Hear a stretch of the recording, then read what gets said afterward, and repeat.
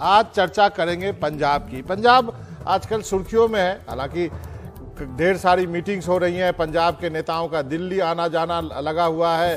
सोनिया गांधी से मिलना कोई आ रहा है, वो राहुल गांधी से मिल रहा है, प्रियंका गांधी से मिल रहा है, लेकिन अभी भी एक कन्फ्यूजन की स्थिति बनी हुई है। और इन सब चीज़ों पर मेरे साथ बातचीत करने के लिए पंजाब कांग्रेस के वरिष्ठ नेता और सांसद पूर्व केंद्रीय मंत्री मनीष तिवारी जी हमारे साथ हैं। सर, आपका बहुत बहुत शुक्रिया, आपने वक्त निकाला एनडीटीवी से बातचीत करने के लिए। मेरा छोटा सा सवाल है, पहला सवाल, पंजाब कांग्रेस में आखिर चल क्या रहा है सर? देखिए, पंजाब में और पंजाब कांग्रेस में हाल बिल्कुल ठीक है।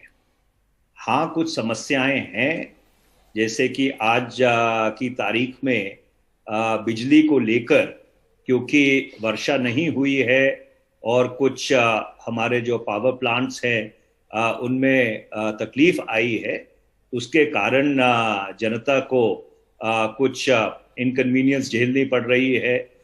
उनको ये गर्मी से जूझना पड़ रहा है। पर मुझे ये उम्मीद है कि अगले कुछ दिनों में जैसे मौसम ठीक होगा, बिजली की जो डिमांड है वो कम होगी, तो ये परिस्थिति भी सुधर जाएगी। उसके अलावा पिछले 4.5 वर्ष में जो केंद्रीय सरकार है, एनडीए भाजपा सरकार है, उसने बहुत मतरेई माँ का सलूक किया है पंजाब की कांग्रेस सरकार के साथ। हमारा जो रूरल डेवलपमेंट फंड है वो बंद कर दिया। हमारा जीएसटी कॉम्पनसेशन का जो पैसा है वो समय सिर नहीं दिया जाता। एक बहुत बड़ा किसान आंदोलन पिछले 7 महीने से इस देश में चल रहा है।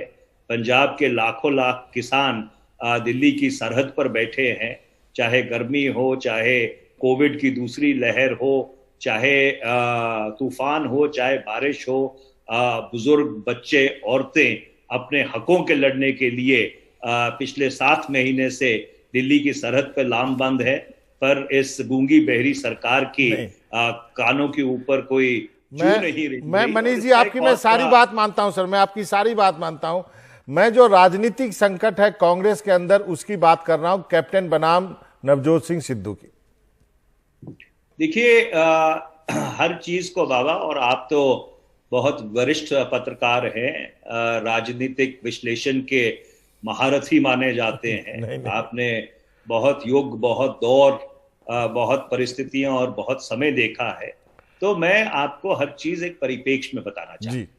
1966 में जो पंजाब का अब स्वरूप है वो तैयार हुआ, जब महापंजाब का बंटवारा हुआ, हरियाणा और हिमाचल प्रदेश का गठन हुआ और पंजाब सुंगड़ के रह गया।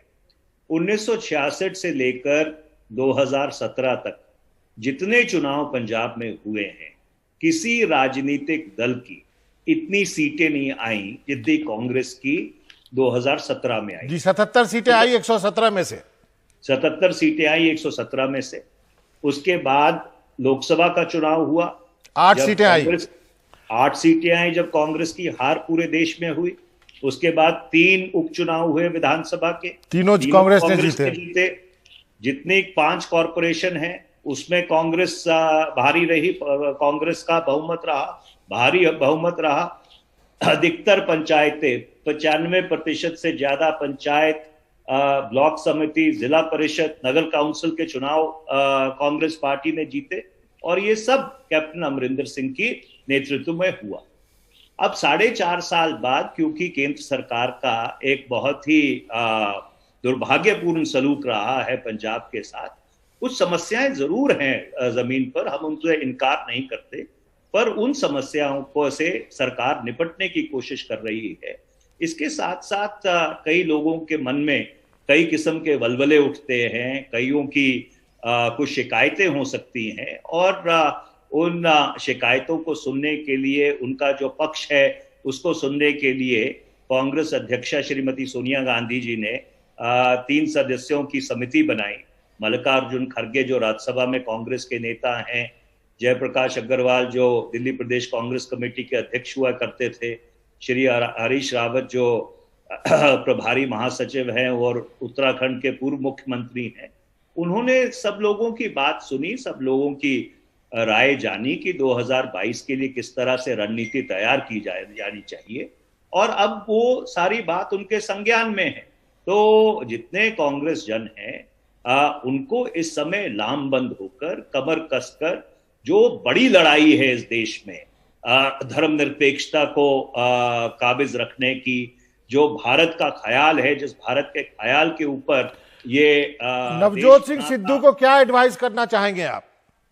देखिए, मैं किसी को बिन मांगी सलाह नहीं देता, क्योंकि एक वकील होने के नाते मुझे ये बात मालूम है कि जो सलाह मांगी ना जाए या जिसके पैसे ना दिए जाएं तो उस सलाह का कोई महत्व नहीं होता। अच्छा, चलिए, जो सिद्धू कर रहे हैं क्या वो पार्टी विरोधी गतिविधि है? अपने ही नेता के खिलाफ ट्वीट करते हैं, बातें कहते हैं, मीडिया को बोलते हैं।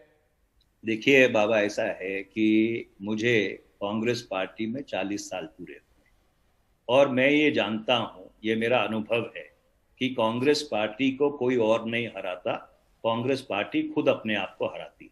और आज जो पंजाब की परिस्थिति है, जिस तरह से पंजाब के किसान केंद्र सरकार से लड़ाई लड़ रहे हैं, ये समय नहीं है अंतर्कलह का। ये समय है कि पंजाब के राजनीतिक दलों को दलगत राजनीति से ऊपर उठकर उन किसानों की पीठ के ऊपर खड़ा होना चाहिए। और चाहे कोई भी राजनीतिक दल हो जो पंजाब की पृष्ठभूमि में शामिल है, उस राजनीतिक दल को जो भी उनके इंटरनल कॉन्ट्रडिक्शंस हैं, जो भी अंदरूनी तनाव हैं, उन सबको दरकिनार करते हुए पंजाब का जो भविष्य है, पंजाब का जो आने वाला कल है, उसको सामने रखते हुए और जो लड़ाई पंजाब के किसान लड़ रहे हैं उसके साथ कंधे से कंधा मिलाकर चलने के लिए सबसे जरूरी बात यह है कि आपस में संगठित होने की जरूरत है। तो क्या आपको लगता है सिद्धू जो है वो अपने व्यक्तिगत रूप से ये सब चीज कर रहे हैं? देखिए बाबा, अगर आप वही सवाल घुमा घुमा के कई तरह से पूछने की कोशिश करेंगे, जवाब आपको वही मिलेगा। आपको भी बहुत साल हो गए पत्रकारिता करते और मुझको भी बहुत सारे साल हो गए कांग्रेस का प्रवक्ता बने हुए। अच्छा, तो इसलिए सवाल किसी व्यक्ति विशेष का नहीं है, सवाल आज पंजाब का है, सवाल हमारे सूबे का है, हमारे सूबे के भविष्य का है। और जब इतनी बड़ी लड़ाई पंजाब के बच्चे, पंजाब की औरतें, पंजाब की माताएं बहनें, हमारे बुजुर्ग लड़ रहे हों, ये हमको शोभा नहीं देता कि हम छोटी मोटी राजनीतिक स्वार्थ के लिए आपस में लड़े। ये उसका समय नहीं है। और जैसे मैंने पहले कहा कि इस देश में एक बहुत बड़ी लड़ाई अभी लड़नी बाकी है, प्रगतिशील और धर्मनिरपेक्ष ताकतों को इकट्ठा करने की जरूरत है। और पंजाब का, उत्तराखंड का, उत्तर प्रदेश का, मणिपुर का जो चुनाव है वो सिर्फ उसमें एक पड़ाव है। चलिए, एक जो मेरी जानकारी है, मुझे आप करेक्ट कर दीजिए मैं सही हूं या नहीं, पर कैप्टन अगले चुनाव में चेहरा होंगे, कोई उप मुख्यमंत्री नहीं होगा, नया प्रदेश अध्यक्ष बनाया जाएगा जो हिंदू कम्युनिटी से होगा, सिद्धू चुनाव संचालन समिति के अध्यक्ष हो सकते हैं, कैप्टन बचे महीने में वायदे पूरे करें, खासकर ग्रंथ साहिब के अपमान के मुद्दे पर कार्रवाई करें। क्या मैं सही हूं जो जानकारी मुझे मिली है? देखिए, ऐसा है बाबा कि कई ऐसी चीजें होती हैं जो एक संवाददाता के स्तर पे तय की जाती है और कई ऐसी चीजें होती हैं जो एडिटर के स्तर पे तय की जाती है। तो जिन सवालों को आप पूछ रहे हैं, ये प्रवक्ता के स्तर पे तय करने वाली चीजें नहीं है, ये कांग्रेस अध्यक्षा के पद के स्तर पे तय करने वाली चीजें हैं, ये उनके अधिकार क्षेत्र की बात है। चलिए, मैं समझ गया, लेकिन एक बार फिर से पूछना चाहूंगा, लास्ट सवाल है मेरा, क्या नहीं लगता आपको कि पूरी कांग्रेस को जो बात आप कर रहे हैं वही मैं कह रहा हूं कि एक जीता हुआ राज आप अपने अंतरकलह से उसको कहीं हारने के कगार पे न पहुंचा दें? देखिए, मैंने पहले ये बात कही कि मेरा 40 साल का अनुभव ये रहा है कि कांग्रेस पार्टी को कोई और नहीं, कांग्रेस पार्टी ही खुद हराती है जब हम में अंतरकलह हो जाए। और इसीलिए मैं अपने जितने साथी हैं उन सबसे हाथ जोड़ के विनती की है कि इस समय जो एक बड़ी चुनौती है पंजाब के सामने, उस चुनौती को मुख्य रखते हुए ये हमको शोभा नहीं देता कि हम आपस में किसी चीज के ऊपर झगड़ा करें। चलिए, यहीं पे खत्म करते हैं सर। आपने वक्त निकाला एनडीटीवी से बातचीत करने के लिए। महेश तिवारी जी, आपका आदेश हुआ था, आपका आदेश का पालन नहीं सर, आदेश नहीं करता। मैं कौन होता हूँ आदेश देने वाला? आपका बहुत बहुत शुक्रिया सर, वक्त इतना ही है। धन्यवाद, बहुत बहुत धन्यवाद। नमस्कार।